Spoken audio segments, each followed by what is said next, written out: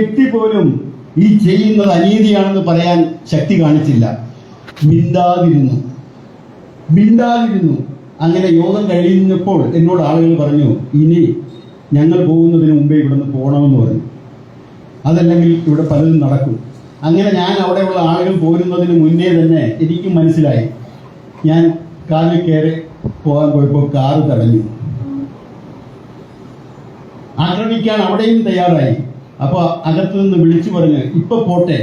ഞാൻ വീട്ടിലെത്തുന്നതിന് മുമ്പ് എൻ്റെ ഭാര്യയോട് വിളിച്ചു പറഞ്ഞു, മഴക്കാലത്ത് റോഡിൽ ലോറി കയറി തവള ചാകും, അതുപോലെ ഒരുത്തൻ ചാകുമെന്ന് എൻ്റെ ഭാര്യയെ വിളിച്ച് ഭീഷണിപ്പെടുത്തി. എൻ്റെ ഭാര്യ പറഞ്ഞു, ആരാണെന്ന് പറയാം, നീ ആരാണെന്ന് പറയാം, ധൈര്യം ഉണ്ടെങ്കിൽ അത് പറയും, അല്ലാതെ ഇങ്ങനെ ആയിട്ട് പറയണ. അങ്ങനെയും സംഭവം ഉണ്ടായി. അതിനെ സംബന്ധിച്ച് ഞാൻ പരാതിപ്പെട്ടിരുന്നില്ല. പക്ഷേ എൻ്റെ ഗുരുനാഥൻ എന്നോട് പറഞ്ഞു, അത് ഒരു തെളിവ് വേണ്ട കാര്യമാണ്, ഇനി എന്തെങ്കിലും സംഭവിച്ചാൽ.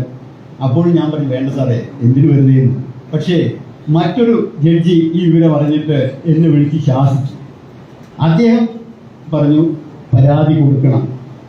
അങ്ങനെ ജസ്റ്റിസ് ദിനേശൻ അന്ന് ജഡ്ജി ആയിട്ടില്ല, അദ്ദേഹത്തോട് വിവരം പറഞ്ഞ് അദ്ദേഹം IG-ക്ക് ഒരു പരാതി കൊടുത്തു. കാരണം എന്നെ ഏതെങ്കിലും റോട്ടിലിട്ട് തല്ലിക്കൊന്നാൽ ഇങ്ങനെ ഒരു കാര്യം ഉണ്ടെന്നുള്ളത് മനസ്സിലാക്കിക്കോട്ടെ എന്ന് പറഞ്ഞ് IG അന്വേഷണം നടത്തിയിട്ട് തുടർ നടപടികളൊന്നും ഉണ്ടായിരുന്നില്ല. ശക്തരായ ആളുകളായിരുന്നുകൊണ്ട് തുടർ നടപടികളൊന്നും ഉണ്ടായിരുന്നു. അങ്ങനെയൊക്കെ കുറേ കാര്യങ്ങൾ ചെയ്യാൻ സാധിച്ചു. അതിൽ നിന്നൊന്നും പിന്തിരിഞ്ഞിട്ടില്ല. അതുപോലെ തന്നെയാണ് ശിവഗിരിയിൽ അധിനിവേശം ഉണ്ടായപ്പോഴും അതിനെ ചെറുക്കാനായിട്ട് ഞങ്ങൾ ഇവിടുന്ന് വേണ്ടുന്ന കാര്യങ്ങളെല്ലാം ചെയ്ത് എല്ലാവരോടൊപ്പം നിന്ന് പ്രവർത്തിക്കുകയും അതിൻ്റെ മുൻപന്തിയിൽ നിന്നുകൊണ്ട് ആ സ്ഥിതിവിശേഷം എങ്ങനെ ഉണ്ടായോ അത് അവസാനിപ്പിക്കുന്നതിന് വേണ്ടുന്ന പ്രവർത്തനങ്ങൾ ചെയ്യുന്നതിന് ശിവഗിരിയിൽ നിഷ്കാസിതരായ സന്യാസിമാരോടൊപ്പം ചേർന്നുകൊണ്ട് ഞങ്ങൾ പ്രവർത്തിച്ചു. അങ്ങനെ ഒത്തിരി കാര്യങ്ങൾ സമുദായത്തിന് വേണ്ടി ചെയ്തിട്ടുണ്ട്, ഇപ്പോഴും ചെയ്തുകൊണ്ടിരിക്കുന്നു.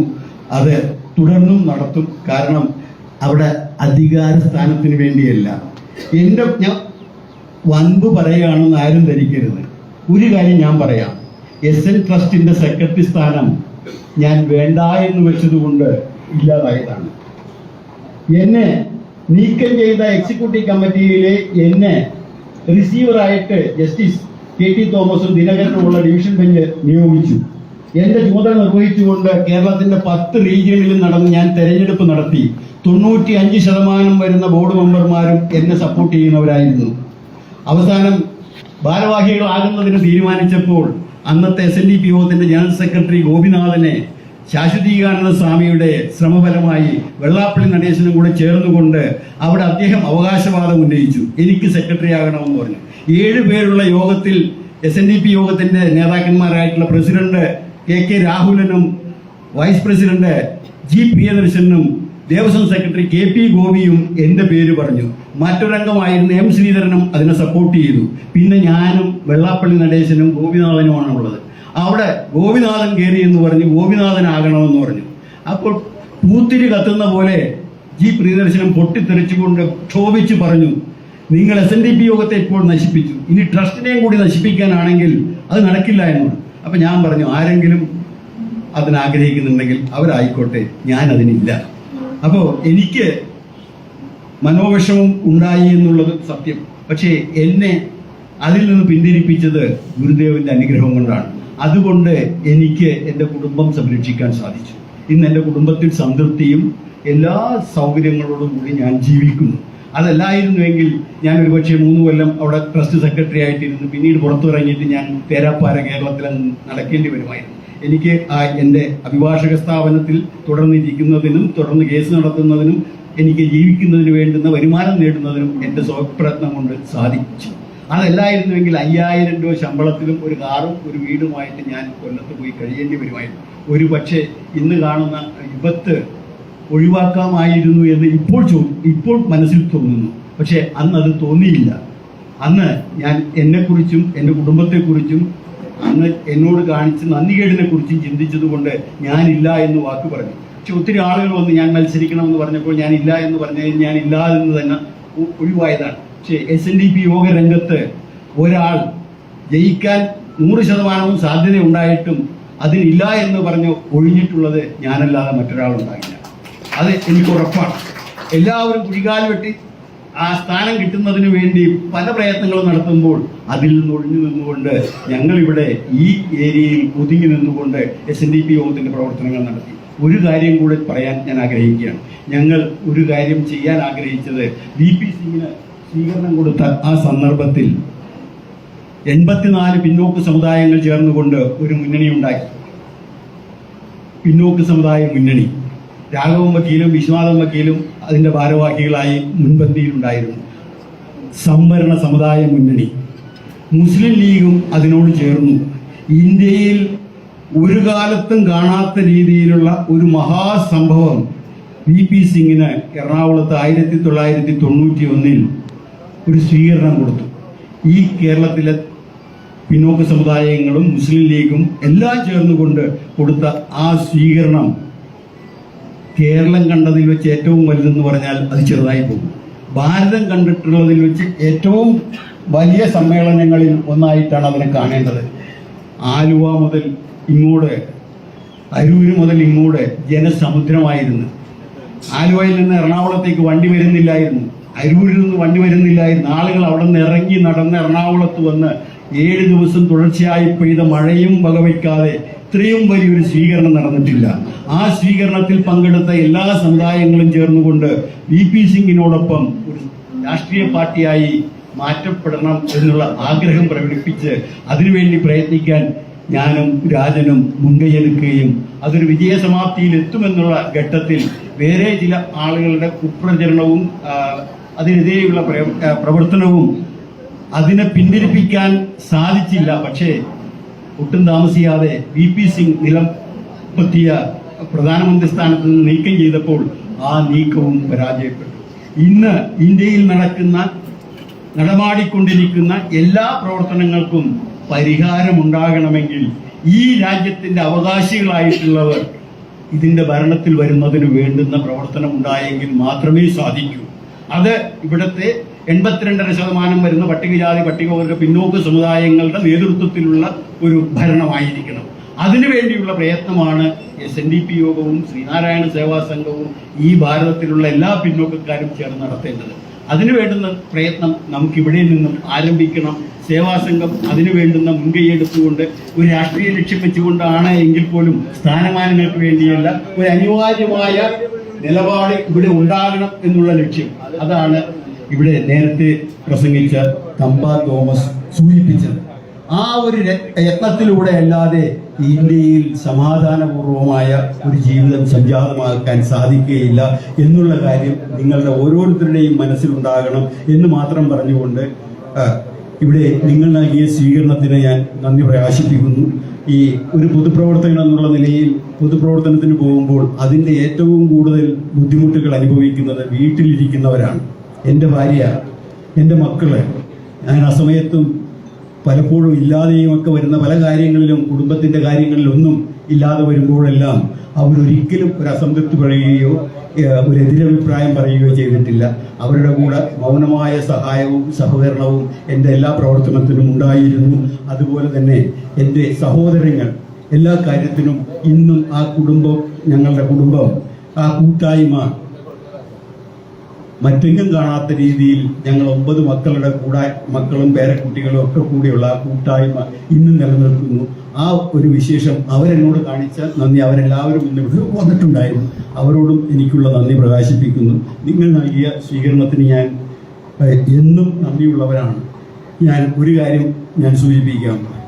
ഇന്ന് ഇത്രയും ആളുകൾ ഇവിടെ വന്നപ്പോൾ വാസ്തവത്തിൽ എനിക്ക് തന്നെ വലിയൊരു എന്നെക്കുറിച്ച് ഇതുവരെ ഉണ്ടാകാതിരുന്ന ഒരു വികാരമുണ്ടായി. ഇത്രയും ആളുകളുടെ മനസ്സിൽ ഞാൻ ഉണ്ടല്ലോ, അതല്ലായിരുന്നെങ്കിൽ ഇന്നത്തെ ദിവസം ഇത്രയും ആളുകൾ ഇവിടെ വരില്ലായിരുന്നു എന്നെനിക്ക് തോന്നി. അത് നിങ്ങൾ എന്നോട് കാണിച്ച സൗഹൃദത്തിനും സഹായത്തിനും ഞാൻ നന്ദി പറയുന്നു. ഈ യോഗം സംഘടിപ്പിക്കുന്നതിൽ എൻ്റെ 49 വർഷം എന്നോടൊപ്പം പ്രവർത്തിച്ച ശ്രീ PP രാജൻ വളരെയേറെ ക്ലേശം അനുഭവിച്ചിട്ടുണ്ട്. ഇതിന് മുൻകൈയെടുത്തത് ശ്രീ BS ഗോപിനാഥൻ ജസ്റ്റിസ് അവറുകളാണ്. അദ്ദേഹം രാജനോട് സൂചിപ്പിച്ചു, ഈ 50 വർഷം അഭിഭാഷകനായി എന്നുള്ളത് ചെറിയ കാര്യമല്ല, നിങ്ങൾ അതിനുള്ള ഒരു എന്തെങ്കിലും ചെയ്യണമെന്ന് പറഞ്ഞപ്പോൾ രാജൻ അത് ചെയ്യാമെന്ന് സമ്മതിച്ചുകൊണ്ട് രാജൻ അവർ ആലോചിച്ചാണ് ഇങ്ങനൊരു തീരുമാനമെടുത്തത്. ഞാനതിന് വശപ്പെട്ടു നിന്നു കൊടുത്തു. ഞാനും അത് ആഗ്രഹിച്ചു. കാരണം എപ്പോഴെങ്കിലും എങ്ങനെ എന്തെങ്കിലും ഒന്ന് നമുക്ക് മനസ്സിലാക്കാൻ സാധിക്കണമല്ലോ, നമ്മൾ ആരുടെയെങ്കിലും മനസ്സിലുണ്ടോ എന്നുള്ളത്. അതൊന്നും അറിയാനും എനിക്ക് ആഗ്രഹമുണ്ടായിരുന്നു. കാരണം ഈ കുറേ കാലമായി SNDP യോഗ പ്രവർത്തന രംഗത്ത് നിന്ന് അകന്നു നിന്നുകൊണ്ട് ഈ ഒരു ചെറിയ വട്ടത്തിൽ ഈ ഒരു സംഘത്തിന് വേണ്ടി പ്രവർത്തിക്കുമ്പോൾ മറ്റുള്ളവരുടെ വികാരം എന്താണെന്നൊന്നും മനസ്സിലാക്കാൻ സാധിച്ചില്ല. അങ്ങനെ എല്ലാവരും മനസ്സിൽ ഉണ്ട് എന്നുള്ളത് ഇന്ന് ബോധ്യമായിരിക്കുന്നു. ഞാൻ കൂടുതൽ ഊർജ്ജസ്വലതയോടുകൂടെ ശ്രീനാരായണ സേവാ സംഘത്തിൻ്റെ ഭാവി പ്രവർത്തനത്തിനുണ്ടാകും. അതിനെ ഇനിയും പല കാര്യങ്ങളും വിഭാവനം ചെയ്തിട്ടുണ്ട്. അത് നടപ്പിലാക്കാൻ വേണ്ടി ഉണ്ടാകും. ആ കാര്യത്തിൽ നിങ്ങളെല്ലാവരും ഞങ്ങളോട് സഹകരിക്കണം എന്നാണ് എനിക്ക് നിങ്ങളോട് അഭ്യർത്ഥിക്കാനുള്ളത്. ഒരു കാര്യം കൂടെ, ഇവിടെ ശ്രീനാരായണ സേവാ സംഘത്തിൻ്റെ ആഭിമുഖ്യത്തിൽ 1917 സഹോദരനയ്യപ്പൻ സ്ഥാപിച്ച സഹോദരൻ മാസിക പുനഃപ്രകാശനം ചെയ്ത് അത് നടപ്പിലാക്കിക്കൊണ്ടിരിക്കുകയാണ്, അത് പ്രസിദ്ധീകരിച്ചു കൊണ്ടിരിക്കുകയാണ്. വരിക്കാരാകാത്തവർ അതിൽ വരിക്കാരായി ചേരണം. അത് നിങ്ങൾ ഞങ്ങളോട് ചെയ്യുന്ന ഏറ്റവും വലിയ ഒരു സഹായമായിരിക്കും. വളരെ നഷ്ടത്തിലാണ് അതിൽ ഓടിക്കൊണ്ടിരിക്കുന്നത്. പക്ഷെ അത് ഒരു കാരണവശാലും അത് നിർത്തില്ല, അത് മുന്നോട്ട് കൊണ്ടുപോകും. അത് ഈ ചുരുങ്ങിയ കാലം കൊണ്ട് മറ്റുള്ളവർ പലരിൽ നിന്നും മനസ്സിലാക്കാൻ സാധിച്ചത് അത് ഇന്ന് കേരളത്തിലുള്ള മറ്റു പ്രബല വളരെ കാലമായി പ്രവർത്തിക്കുന്ന മാസികകളുമായി താരതമ്യം ചെയ്യുമ്പോൾ വളരെയേറെ മുൻപന്തിയിൽ നിൽക്കുന്നു എന്നുള്ളൊരു അഭിപ്രായവും കൂടെ ഞങ്ങൾക്ക് കേൾക്കാൻ സാധിക്കുന്നത് സന്തോഷകരമാണ്. ഞങ്ങൾ അതിൻ്റെ പ്രവർത്തനവുമായി മുന്നോട്ട് പോകും. നിങ്ങളെല്ലാവരും സഹകരിക്കണം എന്ന് മാത്രം പറഞ്ഞുകൊണ്ട് എൻ്റെ ദീർഘിച്ചു പോയ നന്ദി പ്രകടനം അവസാനിപ്പിക്കുന്നു. ശ്രീനാരായണ ഗുരുദേവൻ്റെ അനുഗ്രഹാശിസുകൾ നിങ്ങൾക്ക് അനുസ്യൂതം ലഭ്യമാകട്ടെ എന്ന് പറഞ്ഞു. നമ്മൾ വീട് നിർമ്മിച്ചു കൊടുക്കാൻ നിശ്ചയിച്ചിട്ടുള്ള ശ്രീമതി ബിന്ദുവും മകളും ഇവിടെയുണ്ട്. അവരെ ഒന്ന് ശ്രീ MA കമലാക്ഷൻ നേതൃത്വത്തിന് ഉപഹാരം നൽകുന്നു. SNDP യോഗത്തിൻ്റെ നേതാവും ശ്രീനാരായണ സേവാ സംഘത്തിൻ്റെ നമ്മുടെ ഡയറക്ടർ അംഗമായ ശ്രീ MA കമലാക്ഷൻ വൈദ്യരാവ്.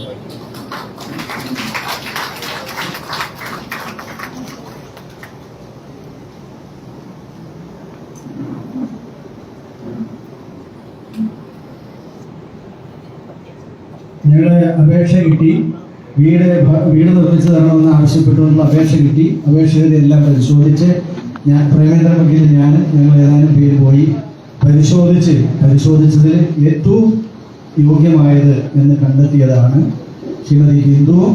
എൻ്റെ ബിന്ദുവിന് വിളിച്ചവരല്ലേ, അവരുടെ വീടൊന്ന് കാണാവുന്നതാണ്. ഇങ്ങനെ നമ്മള് 5-6 ദിവസമൊക്കെ ഉത്സവമൊക്കെ നടത്തി ഗംഭീരമായി ഉത്സവം നടത്തുന്ന സ്ഥലങ്ങൾ ഇങ്ങനെ ധാരാളം. ഞങ്ങൾ കുറെ വീടുകൾ പോയി കണ്ടു. ഇതിനേക്കാളും ഇങ്ങനെ ദരിദ്രമായ പശ്ചാത്തലത്തിൽ കിടക്കാൻ ഒരു ഇടമില്ലാതെ നമ്മുടെ ആളുടെ വിഷമിക്കും. ആരും തിരിഞ്ഞു നോക്കാനില്ല. ആരും അനേക ലക്ഷം രൂപ കാവടിയെന്നും മറ്റും പല പേരിലും പറഞ്ഞ് ദുർവ്യയം ചെയ്യുന്നിടത്ത് ഇതൊന്നും തിരിഞ്ഞു നോക്കാനാവില്ല. ഈ മോള് 9ാം ക്ലാസ്സിൽ പഠിക്കുന്നു. അവർക്ക് താമസിക്കാൻ ഒരു ഇടയില്ല. ആദ്യത്തെ വീട് ചേപ്പനത്ത് ബിന്ദുവിനും അവർക്ക്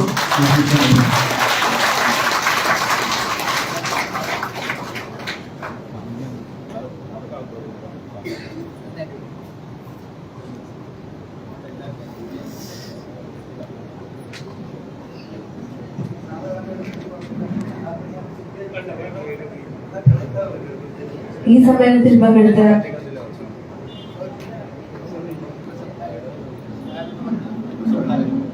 ഉപസംഹാരത്തിനായി അധ്യക്ഷനെ ക്ഷണിക്കുന്നു.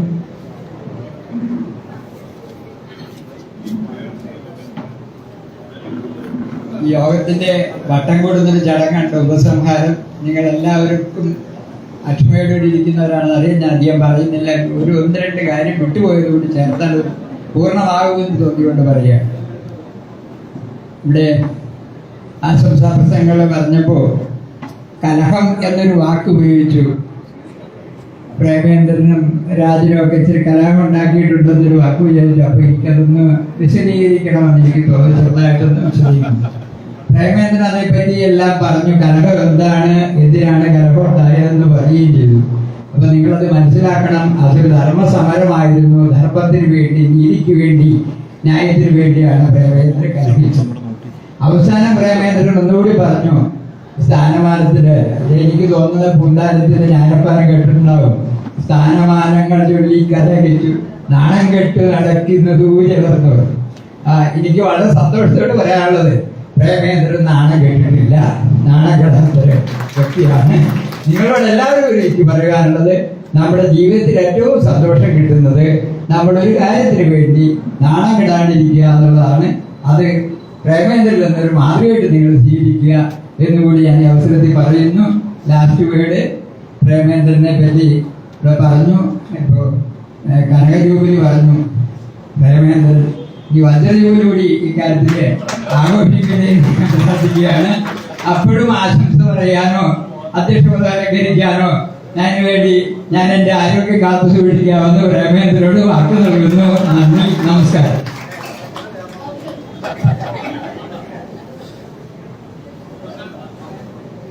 ഈ സമ്മേളനത്തിൽ പങ്കെടുത്ത വിശിഷ്ട അതിഥികൾക്ക് കൃതജ്ഞത അറിയിച്ച് സംസാരിക്കാനായി സ്വാഗത സംഘം general convener Shri AP Shaji അവരുടെ ക്ഷണിക്കുന്നു.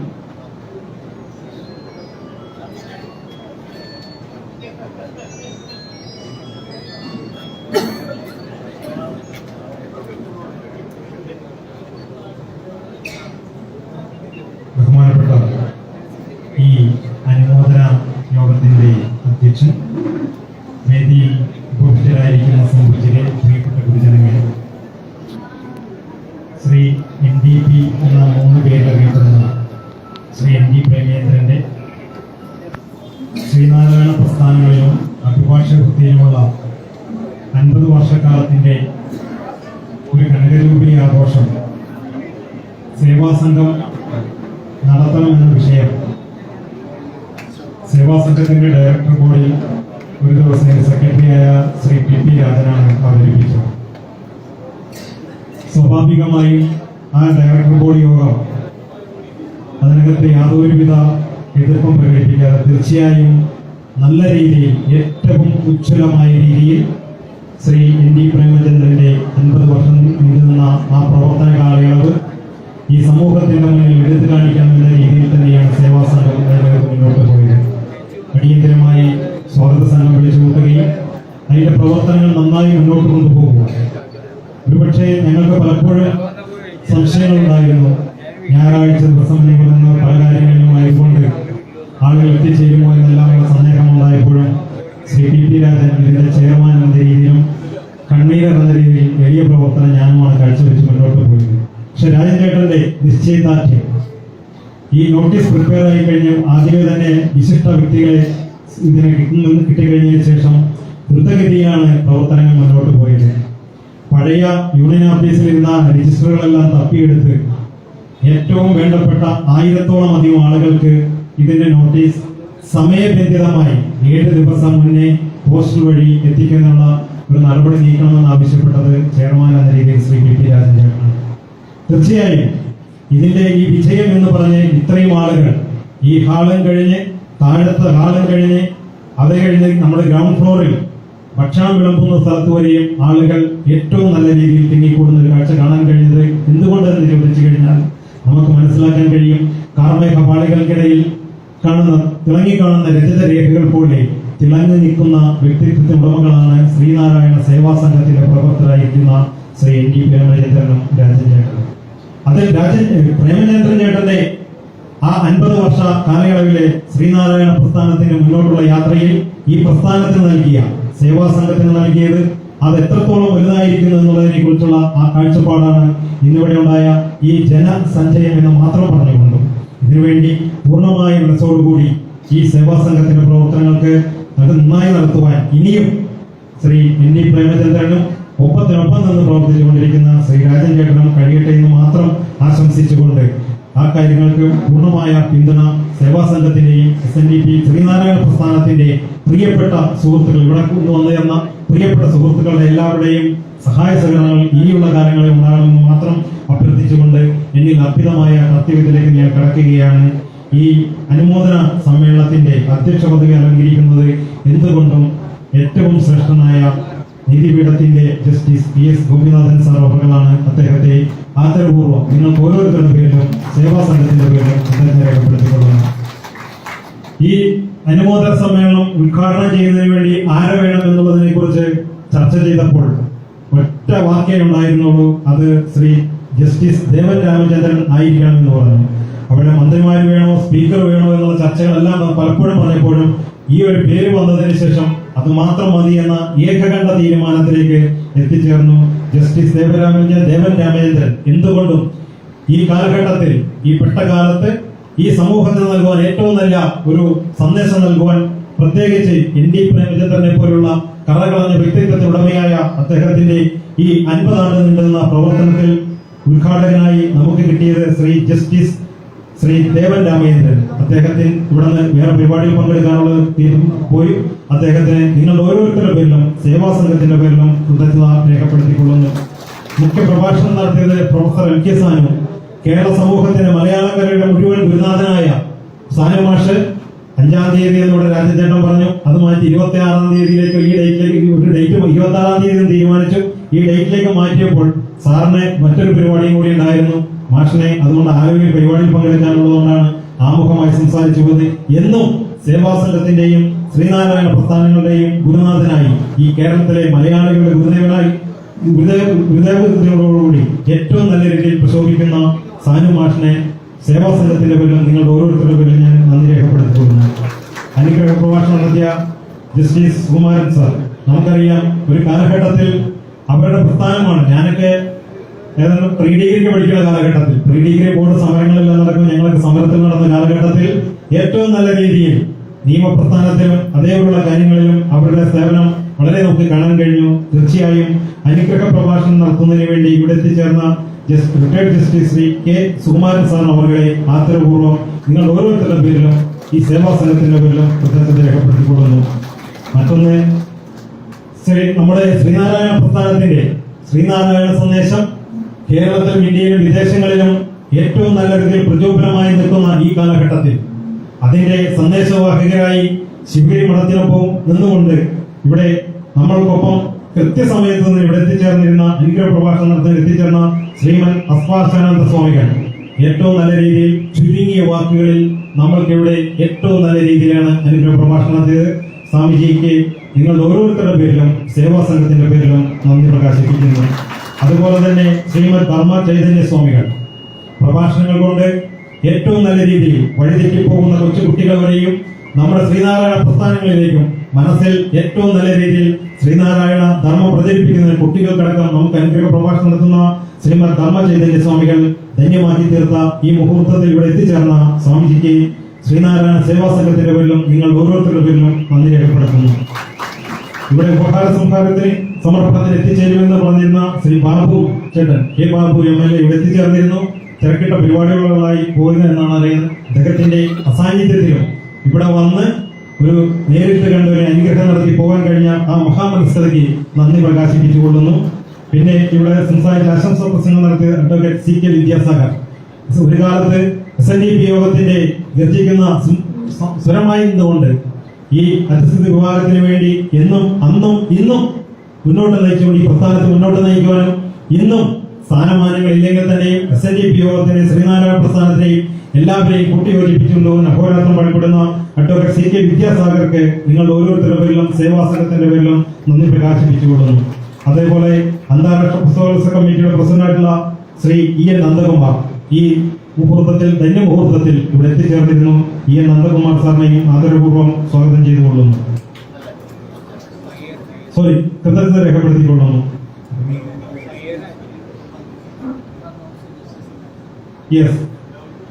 Doctor Thampan Thomas XMP. ഞാൻ ചെറുപ്പം മുതലേ കാണുന്നു. അപ്പൊ ഇവിടെ ചന്ദ്രശേഖരന്റെ കഥയൊക്കെ പറഞ്ഞിരുന്നു. ഒരു ജസ്റ്റിസ് ചന്ദ്രശേഖരന്റെ അടുത്ത് വള്ളത്തോളിൽ തന്നെ താമസിക്കുന്ന ഒരാളാണ് ഞാൻ. K ചന്ദ്രശേഖരൻ മിനിസ്റ്ററായ കാലം മുതലും അല്ലാതെയും ഞങ്ങൾക്ക് എല്ലാവർക്കും നന്നായിരിക്കും അവരുടെയൊക്കെ ആ ഒരു കാര്യം. ഞാൻ പല പുസ്തകങ്ങളും വായിച്ചിട്ടുണ്ടെങ്കിലും അതിൽ നിന്നൊന്നും എനിക്ക് കേൾക്കാൻ കഴിഞ്ഞിട്ടില്ല. തീർച്ചയായും എനിക്ക് വളരെയധികം എന്നെ സ്പർശിച്ചൊരു കാര്യമാണ് ഡോക്ടർ തമ്പാൻ തോമസ് XMP. നിരവധി ട്രേഡ് യൂണിയൻ പ്രവർത്തനങ്ങൾക്കും തൊഴിലാളി പ്രസ്ഥാനങ്ങൾക്കും വേണ്ടി അഹോരാത്രം പ്രവർത്തിച്ചുകൊണ്ടിരിക്കുകയും നമ്മുടെ പ്രേമേന്ദ്രൻ ചേട്ടന്റെ അടുത്ത സുഹൃത്തു കൂടിയായിട്ടുള്ള അഡ്വക്കേറ്റ് തമ്പാൻ തോമസ് XMP ഇവിടെ ആശംസാ പ്രസംഗത്തിൽ എത്തിച്ചേർന്നിരുന്നു. അദ്ദേഹത്തിന് നിങ്ങളുടെ ഓരോരുത്തരുടെ പേരിലും സേവാ സംഘത്തിന്റെ പേരിലും കൃതജ്ഞത രേഖപ്പെടുത്തിക്കൊള്ളുന്നു. മറ്റൊന്ന്, ഏറ്റവും നമ്മുടെ ഇന്നത്തെ താരം അഡ്വക്കേറ്റ് ND പ്രേമചന്ദ്രനും അദ്ദേഹത്തിന്റെ ഭാര്യയും സ്വന്തം ഭാര്യയും അടക്കമുള്ളവർ കുടുംബസമേതം ഇവിടെ വന്ന് ഈ ധന്യമുഹൂർത്തത്തിൽ ധന്യതയാർന്ന മുഹൂർത്തമാക്കി തീർക്കുന്നതിന് ഇവിടെ എത്തിച്ചേർന്ന ആ കുടുംബമടക്കം എല്ലാവർക്കും നന്ദി രേഖപ്പെടുത്തിക്കൊള്ളുന്നു. മറ്റൊന്ന്, ഇതിന്റെ ഇന്ററായി ഇവിടെ പ്രവർത്തിച്ച സാഹിത്യകാരിയും അധ്യാപികയുമായ അരുവി നാരായണൻ. അവരാണ് അഡ്വക്കേറ്റ് അധ്യക്ഷ പദവിയിൽ ഇരിക്കുന്നതിൽ തന്നെയും കാര്യങ്ങൾ വിശദീകരിച്ചുകൊണ്ട് ഓരോ സംസാരിക്കുന്നവർക്ക് വേണ്ടിയിട്ടും കൃത്യമായ രീതിയിൽ ആവശ്യങ്ങൾ നടത്തിക്കൊണ്ട് നമ്മൾക്ക് വേണ്ടി കാര്യങ്ങൾ പറഞ്ഞെന്ന സാഹിത്യകാരിയും അധ്യാപികയുമായ അരുവി നാരായണനെ കൃതജ്ഞത രേഖപ്പെടുത്തിക്കൊള്ളുന്നു. മറ്റൊരു കൃത്യത പറയുവാനുള്ളത്,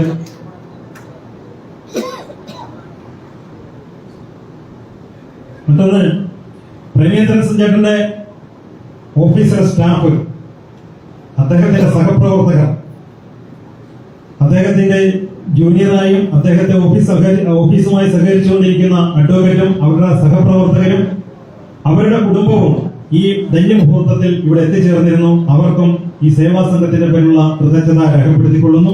അതേപോലെ തന്നെ പ്രേമേന്ദ്രൻ ചേട്ടന്റെ എൻറോൾ ചെയ്തതിന് ശേഷം ഗുരു എന്ന രീതിയിൽ സുകുമാരൻ സാറിന്റെ ഓഫീസിലാണ് പ്രവർത്തനം ആരംഭിച്ചത്. ആ ഓഫീസിലുള്ള സ്റ്റാഫും അടക്കമുള്ളവർ ഇന്നിവിടെ എത്തിച്ചേർന്നിട്ടുണ്ട്. അവർക്കെല്ലാവർക്കും പങ്കെടുത്ത മുഴുവൻ ആളുകൾക്കും കൃതജ്ഞത രേഖപ്പെടുത്തിക്കൊള്ളുന്നു. മറ്റൊന്ന്, എത്രയൊക്കെ പറഞ്ഞു കഴിഞ്ഞാലും ഈ സംരംഭം ഏറ്റവും വലിയ രീതിയിൽ, ഇത്രയും വലിയ രീതിയിൽ സമ്പൂർണ്ണമാക്കി തീർത്ത നിങ്ങൾ ഓരോരുത്തരുമാണ്. നീ വ്രതഭക്തി ഇല്ലെങ്കിൽ ഈ ശ്യാമകൃഷ്ണൻ വെറും കൈക്കട്ട എന്ന് അയ്യപ്പ പണിക്കർ പറഞ്ഞിട്ടുണ്ട്. നിങ്ങളാണ് ഈ പരിപാടിയുടെ വിജയത്തിന് ശില്പി. നിങ്ങൾ ഓരോരുത്തരും കൃത്യം 9:30 മണിക്ക് തന്നെ ഇവിടെ ചാക്യാർകൂത്ത് ആരംഭിക്കുമെന്ന് പറഞ്ഞിരുന്നു. 9 മണി മുതൽ തന്നെ കിഴക്കൻ മേഖലകളിൽ നിന്നും അണമുറിയാതെ ആളുകൾ ഇങ്ങോട്ട് വന്നിരുന്നു. സാധാരണ കമ്മ്യൂണിസ്റ്റ് പാർട്ടിയുടെ പ്രകടനത്തിനാണ് ഇതൊരാള്. പക്ഷെ അതേ രീതിയിൽ വാഹനങ്ങൾ ക്രമീകരിച്ചുകൊണ്ട് അതിനുവേണ്ടി നന്നായി പ്രയത്നിച്ച ഓരോ ശ്രീനാരായണീയർക്കും ശ്രീനാരായണ സേവാ സംഘത്തിന്റെ പേരിലും ഉള്ള നന്ദി രേഖപ്പെടുത്തുന്നു. അതോടൊപ്പം ഇവിടെ ഇതെല്ലാം നമ്മളുടെ പബ്ലിക്കിൽ എത്തിക്കുന്നതിന് വേണ്ടിയിട്ട് ദൃശ്യ മാധ്യമപ്രവർത്തകർ ഇവിടെ എത്തിച്ചേർന്നിരുന്നു. അവർക്കും നന്ദി രേഖപ്പെടുത്തിക്കൊണ്ട്, കൂടാതെ ഈ പരിപാടിയുടെ വിജയിക്കുന്നതിന് വേണ്ടി ഇതിന്റെ ഡയറക്ടർ ബോർഡ് മെമ്പർമാർ നന്നായി പണിയെടുത്തിട്ടുണ്ട്. ഞാൻ ആരുടെയും പേര് പരാമർശിക്കുന്നില്ല. എല്ലാവർക്കും, ഈ ശ്രീനാരായണ സേവാ സംഘത്തിന്റെ ഡയറക്ടർ ബോർഡ് മെമ്പറായിരുന്ന എല്ലാവർക്കും, ഇതിനുവേണ്ടി പ്രയത്നിച്ച ഓരോരുത്തർക്കും ശ്രീനാരായണ സേവാ സംഘത്തിന്റെ പേരിലും സ്വാഗത സംഘത്തിന്റെ പേരിലുള്ള നന്ദി രേഖപ്പെടുത്തുന്നു. ഒരിക്കൽ കൂടി ആരുടെയെങ്കിലും പേര് ഏതെങ്കിലും കാരണവശാൽ വിട്ടുപോയിട്ടുണ്ടെങ്കിൽ സദയം ക്ഷമിക്കണമെന്ന് മാത്രം പറഞ്ഞുകൊണ്ട് നിങ്ങൾ ഓരോരുത്തർക്കും ഗുരുദേവന്റെ തൃപ്പാദങ്ങളിൽ അദ്ദേഹത്തിന്റെ അനുഗ്രഹങ്ങൾ ഉണ്ടാകട്ടെ എന്ന് ആശംസിച്ചുകൊണ്ട് വരും നാളുകളിൽ സേവാ സംഘം നടത്തുന്ന എല്ലാ പരിപാടികളിലും നിങ്ങളുടെ എല്ലാവരുടെ അനുഗ്രഹം ഉണ്ടാകണമെന്ന് ആഗ്രഹിച്ചുകൊണ്ട് നിർത്തുന്നു. ഒരിക്കൽ കൂടി എല്ലാവർക്കും നന്ദി, നമസ്കാരം. ഗുരുധർമ്മം പ്രചരിപ്പിക്കുന്നതിൽ നമ്മൾ എല്ലാ കാലത്തും ജാഗ്രത പുലർത്തേണ്ടതുണ്ട്. അത് മതേതര കേരളത്തിന്റെ, ലോകത്തിന്റെ നിലനിൽപ്പിന്റെ ആഴങ്കല്ലാണ്. അധ്യക്ഷന്റെ അനുവാദത്തോടെ ഈ സമ്മേളനം ഇവിടെ സമാപിക്കുകയാണ്. എല്ലാവർക്കും നന്ദി.